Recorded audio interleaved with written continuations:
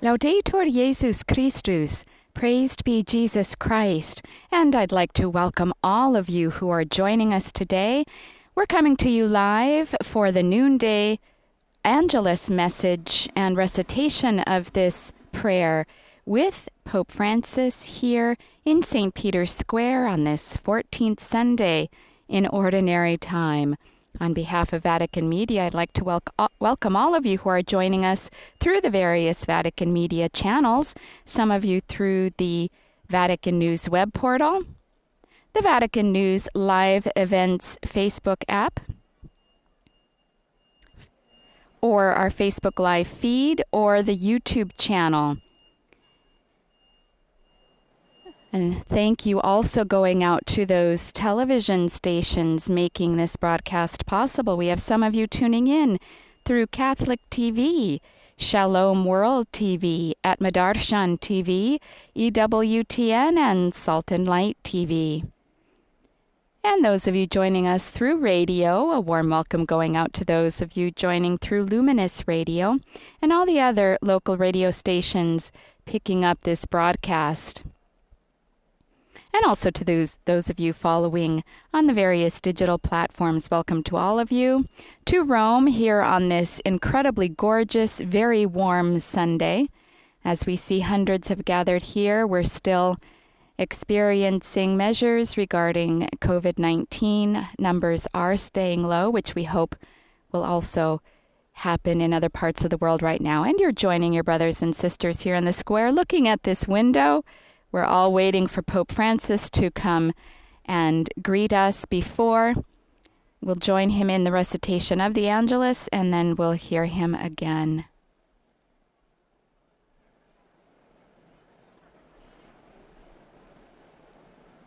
It's just been a few weeks since our Holy Father resumed providing this message from the study window of the Apostolic Palace for more than a few weeks, actually. He was doing that from the library of the Apostolic Palace.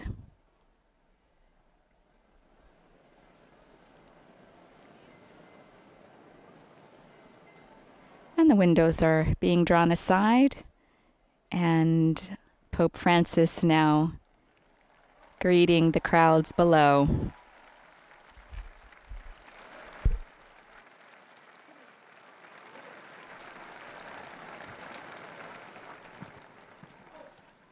Cari fratelli e sorelle, buongiorno. Dear brothers and sisters, good day. Il brano evangelico di questa domenica è articolato in tre parti. This Sunday's Gospel reading is divided into three parts. First of all, Jesus raises a prayer of blessing and thanksgiving to the Father because he revealed to the poor and to the simple the mysteries of the kingdom of heaven. Then he reveals the intimate and unique relationship between himself and the Father. And finally, he invites us to go to him and to follow him to find solace. In the first place, Jesus praises the Father because he has kept the secrets of his kingdom and his truth hidden from the wise and the learned. He calls them that way with a veil of irony because they presume to be wise and learned, and therefore many times have a closed heart, whereas true wisdom comes from the heart. It's not only understanding ideas. True wisdom enters into the heart, and you may know many things, but if you have a closed heart, you're not wise. Gesù gli dice rivelati ai piccoli. Jesus says that the mysteries of his Father are revealed to the little ones, to those who confidently open themselves, their hearts to his word of salvation. They feel the need for him and expect everything from him. An open heart is confident toward the Lord, confident in the Lord. Then Jesus explains that he has received everything from the Father. He calls him my Father, to affirm the unique nature of his relationship with him. Indeed, there is total reciprocity only between the Son and the Father. Each one knows the other. Each one lives in the other. But this unique communion is like a flower that unfurls to freely reveal its beauty and its goodness. And here, then, is Jesus' invitation, come to me. He wishes to give what he receives from the Father. He wants to give us the truth. And Jesus' truth is always gratuitous. It's a gift. It is the Holy Spirit, the truth. And just as the Father has a preference for the little ones, Jesus too addresses those who labor and are burdened.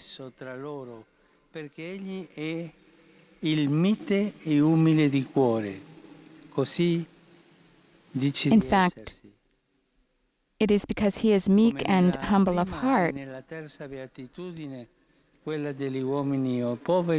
It is the same in the first and third Beatitudes, that of the humble and poor in spirit, and that of the meek, this meekness or gentleness of Jesus. Né semplicemente una vittima, ma è l'uomo che vive di cuore questa condizione in piena trasparenza all'amore del Padre, cioè allo Spirito Santo. Egli è il modello Jesus is the model of the poor in spirit and of all of the other blesseds in the gospel who fulfill the will of the Father and bear witness to his kingdom. And Jesus, meek and humble, he's not a model for the resigned, nor is he simply a victim, but he is the man who lives this condition from the heart. The refreshment that Christ offers to the weary and oppressed is not a merely psychological solace or a lavish handout, but the joy of the poor who are evangelized and are builders of the new humanity. This is the solace, it's this joy that Jesus gives us, and it's unique, it's one of a kind. It's a joy that he himself has. È un messaggio per tutti noi, per tutti gli uomini e donne di buona volontà, che Gesù rivolge ancora oggi nel mondo. It is a message for all people of goodwill, which Jesus still conveys today in a world that exalts those who become rich and powerful. And how many times we say, oh, I want to be like this person or that person. He's rich or he has a lot of power. They don't need anything. The world exalts the rich and the powerful, no matter by what means, and at times tramples upon the human being and his or her dignity. And we see this every day, the poor who are trampled upon. And it is a message for the Church, called to live works of mercy and to evangelize the poor, to be meek and humble. This is what the Lord wants His Church to be like, that is us. May Mary, the humblest and highest of all creatures, implore from God wisdom of heart for us, wisdom of heart, that we may discern its signs in our lives and be sharers in those mysteries which, hidden from the proud, are revealed to the humble. Ave Maria, gratia plena, Dominus tecum, benedicta tui mulieribus, et benedictus ventris tui, Iesus. Santa Maria, Mater Dei, ora pro nobis peccatoribus, nunc et in hora mortis nostre. Amen. Ecce ancilla Domini. Fiat mi secundum verbum tuum. Ave Maria, gratia plena, Dominus tecum, benedicta tui mulieribus, et benedictus fructus ventris tui, Iesus. Santa Maria, Mater Dei, ora pro nobis peccatoribus, nunc et in hora mortis nostre. Amen. Et verbum caro factum est. Habitavit in nobis. Ave Maria, gratia plena, Dominus tecum, benedicta tui mulieribus, et benedictus fructus ventris tui, Iesus. Santa Maria, Mater Dei, ora pro nobis peccatoribus, nunc et in hora mortis nostre. Amen. Ora pro nobis Santa Dei Genitrix. Digni efficiamur promissionibus Christi. Grazie a Tu quesumus, Domine, mentibus nostris infunde. Ut angelo nunziante, Christi Fili Tui, incarnazione coniovium, per passione meius et crucem, a resurrezione gloriam perducamur. Per Christum Dominum nostrum. Amen. Gloria Patri et Filio et Spiritui Sancto. Sic ut erat in principio et nunc et semper et in saecula saeculorum. Amen. Gloria Patri et Filio et Spiritui Sancto. Sic ut erat in principio et nunc et semper et in saecula saeculorum. Amen. Gloria Patri et Filio et Spiritui Sancto. Sic ut erat in principio et nunc et semper et in saecula saeculorum. Amen. Pro fidelibus defuntis, requiem aeternam dona eis Domine. Et luce perpetua luce Deis. Requiescant in pace. Amen. Sit nomen Domini benedictum. Ex hoc nunquo in usque in saeculum. Aiutorium nostrum in nomine Domini. Qui fece caelum et terra. Benedicat vos, omnipotens Deus, Pater, et Filius, et Spiritus Sanctus. Amen.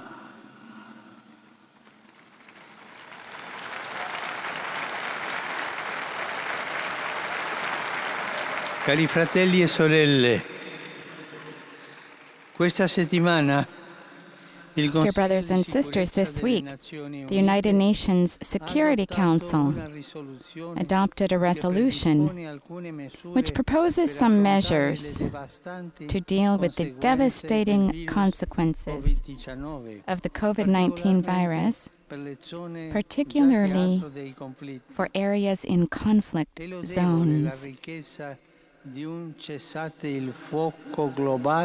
request for a global and immediate ceasefire, which would allow that peace and security necessary to provide the needed humanitarian assistance, is commendable. I hope that this decision will be implemented effectively and promptly for the good of the many people who are suffering. May this Security Council resolution become a courageous first step towards a peaceful future. I warmly greet all of you from Rome and pilgrims from various countries.